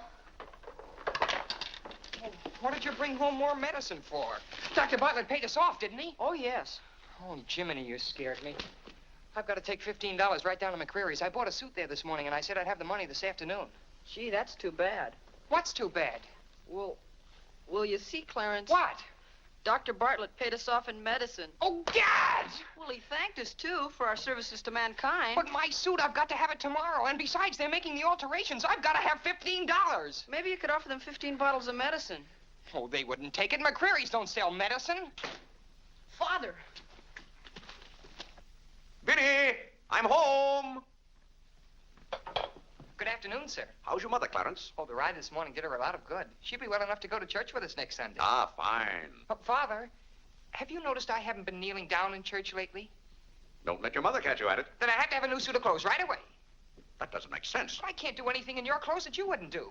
Well, if my old clothes make you behave yourself, I don't think you ought to wear anything else. Oh, no, you're you and I'm me. I want to be myself. I mean, suppose I should want to kneel down in front of a girl. Why, in heaven's name, should you want to do a thing like that? Well, I've got to propose to a girl sometime. Clarence. Well, not right away, but for $15 I can get a good suit of clothes. Clarence, you're beginning to talk as crazy as you... Hello, Vinnie. You're feeling better today, huh? Much better, thank you, Claire. You don't have to hurry home from the office every day like this. With business the way it is, there's no use going to the office at all. Yes, you do look better, Vinnie. What did you do today? Well, I got a carriage and took the boys for a ride, and we stopped in at McCreary's. And, oh, Claire, I've the most wonderful news for you. Who do you think I met? Mr. Morley. Morley? Never heard of him. Remember that night nice young minister who substituted for Dr. Lloyd one Sunday. Oh, yes. Bright young fellow. Preached a good, sensible sermon. Short one, too. Ought to be more ministers like him. Well, Claire, his parish is in Audubon Park. You know, way up above Harlem. Nobody knows you up there. You'll be perfectly safe. Safe? Vinnie, what the devil are you talking about? I've gone all over everything with Mr. Morley, and he's agreed to baptize you. Oh, he has. The young whippersnapper. Very nice of him. We can go up there any morning. We don't even have to make an appointment. Who said I was going to be baptized at all? Why, Claire, you did. Now, Vinnie. You gave me your promise, your sacred promise. You said I'll be baptized. I promise I'll be baptized. Well, what if I did? Claire, aren't you a man of your word? Vinnie, we all thought you were dying. So naturally I said that to cheer you up. As a matter of fact, the doctor told me that's what cured you.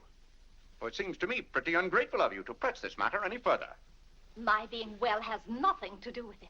You gave me your word. You gave the Lord your word. And you're going to march yourself up to Mr. Morley's church some morning before you go to the office and be christened. If you think for 1 minute... What in the name of heaven is that? If you think I'm going to let you add the sin of breaking your solemn and sacred promise... I demand to know what that repulsive object is. It's perfectly plain what it is. It's a pug dog. What is it doing in this house? I wanted it and I bought it.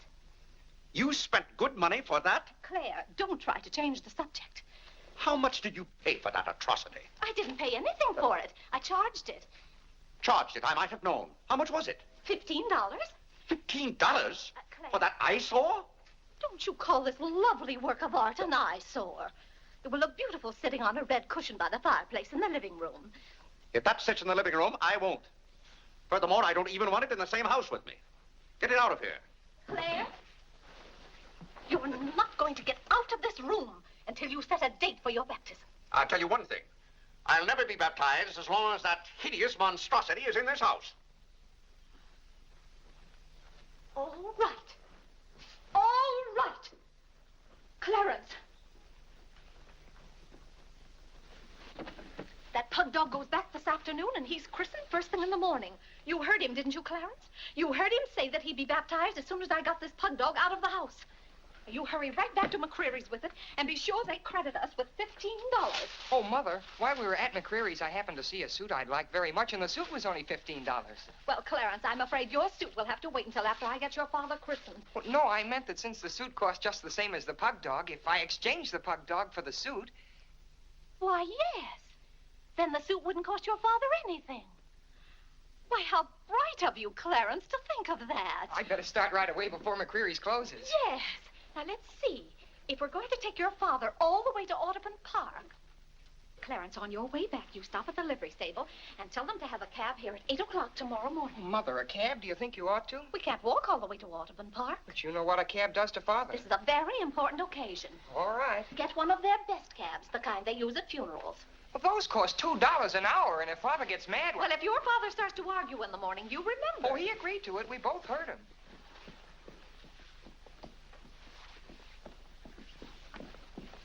I hope you notice Clarence is returning the pug dog. Well, that's a sign you're getting your faculties back. Don't dawdle, Clarence.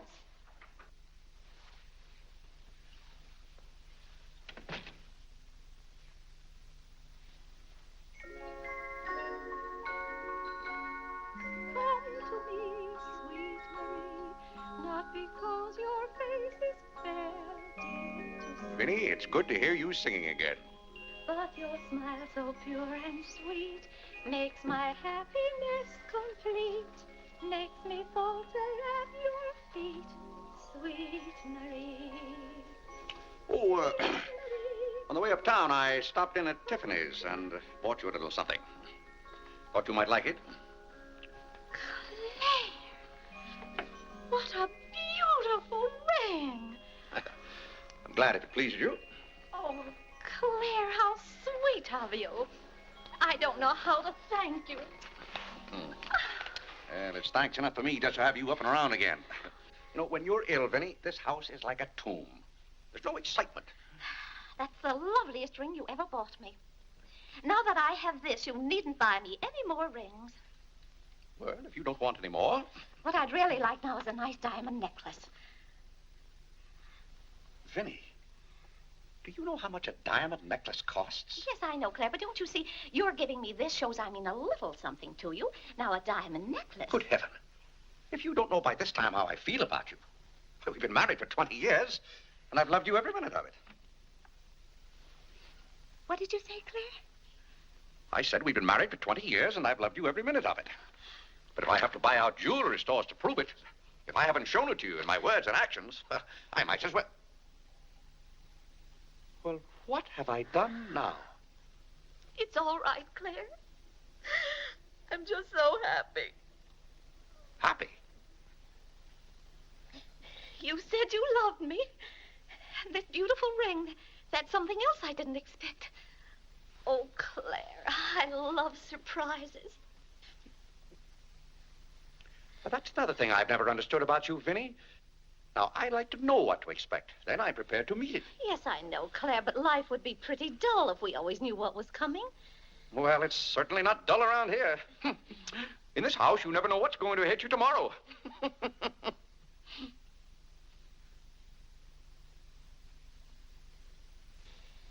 Every daisy in the dell knows my secret, knows it well, and yet I dare not tell thee, sweet Marie, sweet Marie, Sweet Marie, come to me, not because your face is fair, love to see. Love to see. Every daisy in the dell knows my secret, knows it well, and yet I dare not tell, sweet Marie.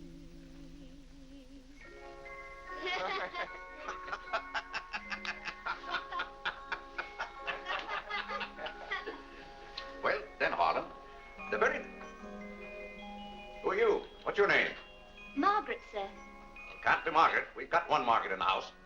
At home, they call me Maggie, sir. All right, Maggie. If her name's Margaret, that's a good sign. Maybe she'll stay a while. Do you know, boys, your mother used to be just the same about cooks as she is about maids. Never could keep them, for some reason. Well, one day about 14 years ago... Yes, it was right after you were born, John. My, you were a homely baby. Thank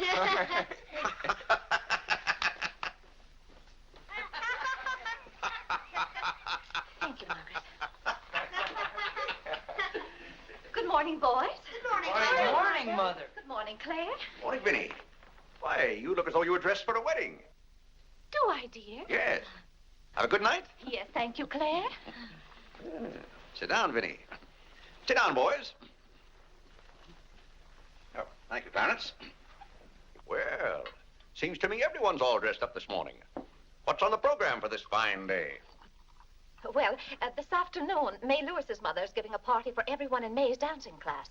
Harlan's going to that. I don't want to go, Mama. Harlan, don't you want to go to a party and get ice cream and cake? May Lewis always tries to kiss me. When you get a little older, you won't object to girls wanting to kiss you.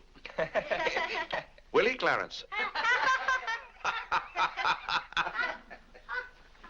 This is for you, Mr. Day. Where shall I put it? Oh, that's for me, I think. Take it upstairs, Maggie. Wait a minute, Maggie. Bring it here. Let's see it.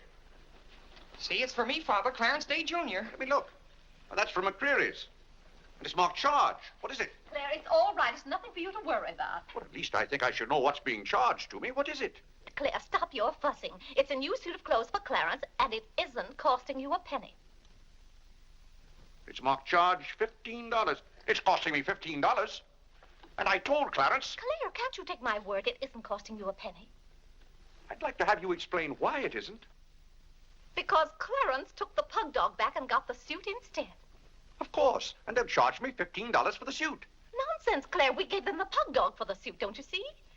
Then they'll charge me $15 for the pug dog. But, Claire, they can't. We haven't got the pug dog. We sent that back. Well... But... Well, now, wait a minute, Vinnie. The suit... There's something wrong with your reasoning. Well, Claire, I'm surprised at you when you're supposed to be so good at figures. That's perfectly clear to me. Vinnie, they're going to charge me for one thing or the other. Don't you let them.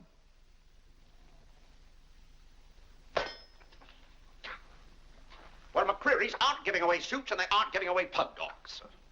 Why, it should be clear to a child that if Clarence sent the pug dog back, they'd... What? I will not have that botanical freak in this room. John, have you been going around this town selling medicine? Yes, Mother.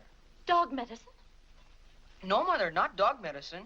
This letter from Mrs. Sprague says you sold her a bottle of this medicine and that her little boy gave some of it to their dog and it killed him.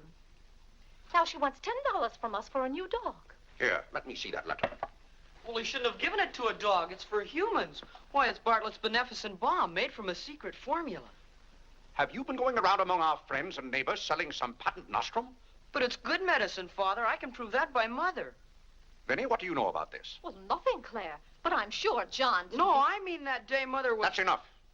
You're going to every house where you sold a bottle of that concoction and buy it all back.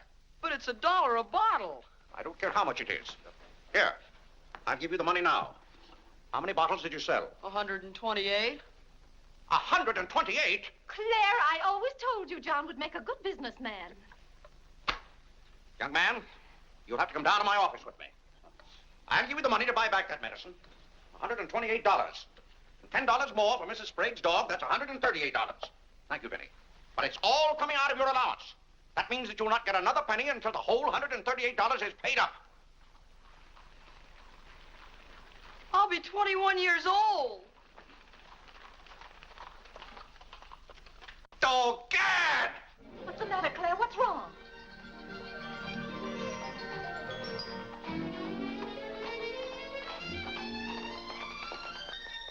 Those gypsies are back. Don't anyone answer the door. They're moving in on us again, bag and baggage. I won't have it, I tell you. I won't have it. Now, Claire. Don't let them in. Claire, hush up. They'll hear you. Tell them to get back in that cab and drive right on to Ohio. As if we could turn our own relatives away. But they're extravagant enough to take cabs when horse cars run right by our door. And now you be quiet and behave yourself. John, come help with the baggage. Why do they always have to pounce on us without any warning? Cora, Mary. Well, it's so good to have you back again. How are you, Vinnie? We've been so worried about you. Oh, I'm fine now. Did you have fun in Springfield? Was it? John. My, you're still growing. Thank you, Cousin John, Cora. go get the baggage. There's Hello. Whitney. How are you, darling? Fine, thank you. And little Harlan. Have you been a good boy? No. Claire, the girls are here. Cousin Claire, here we are again. My, it's so nice to be back. How do you do, Mr. Day? How do you do? Come and sit down and have some breakfast with us. Oh, we had breakfast at the depot. Well, we've practically finished ours. I haven't finished my breakfast. Well, then sit down, Claire. Come and have a cup of coffee anyway. Oh, thank Mary, you, sit over Vinnie. there. Cora, Maggie, clear those places. My, this seems so natural. Claire, don't let your kippers get cold. Maggie, serve some coffee. Yes. Where's Clarence? Well, he must be upstairs moving his things so you can have his room again. Oh, Vinnie, we can't stay overnight. Grandpa Ebbets has been sailing very fast, and that's why I have to hurry back. We're leaving on the 5 o'clock train this afternoon. Well, Cora, it certainly is good to see you again.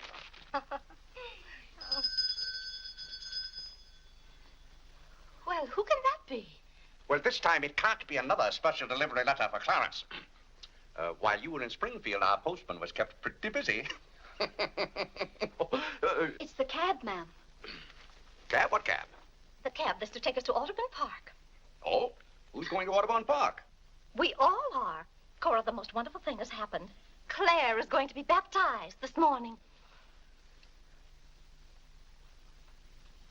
Vinnie, what are you saying? I'm saying you're going to be baptized this morning. I am not going to be baptized this morning or any other morning. You promised yesterday that as soon as I sent that pug dog back, you'd be baptized. I never said anything remotely like that. Clarence was right there and heard you. That's why I ordered the cab. The cab.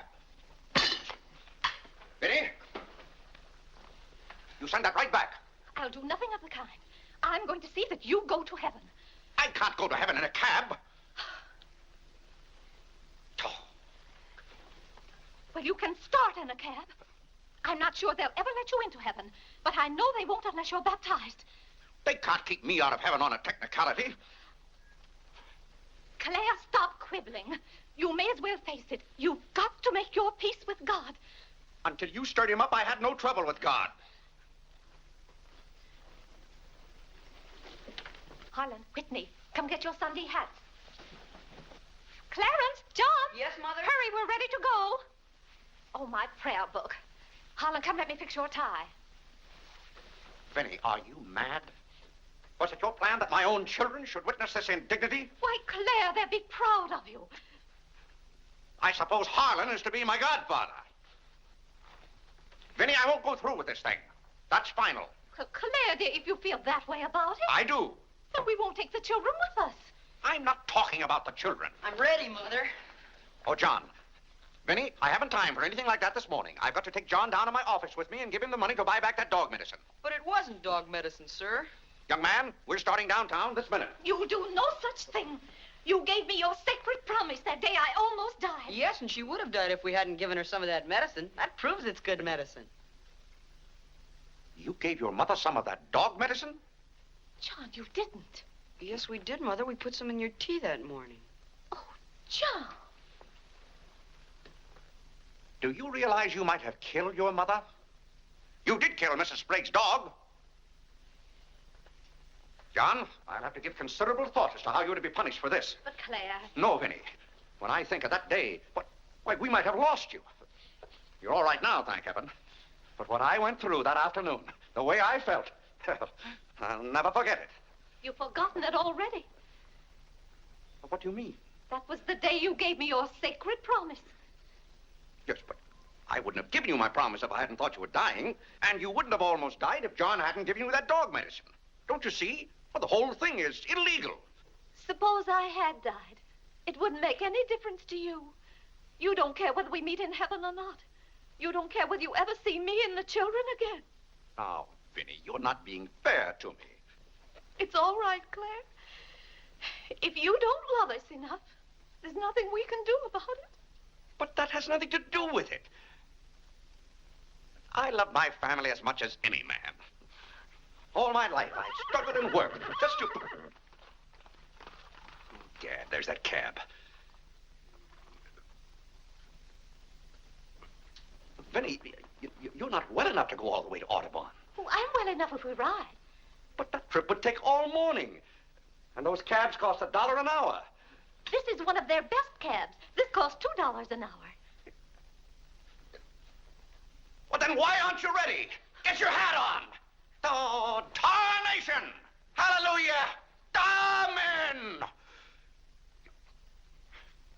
Young lady, if it hadn't been for you, no one would have known whether I was baptized or not.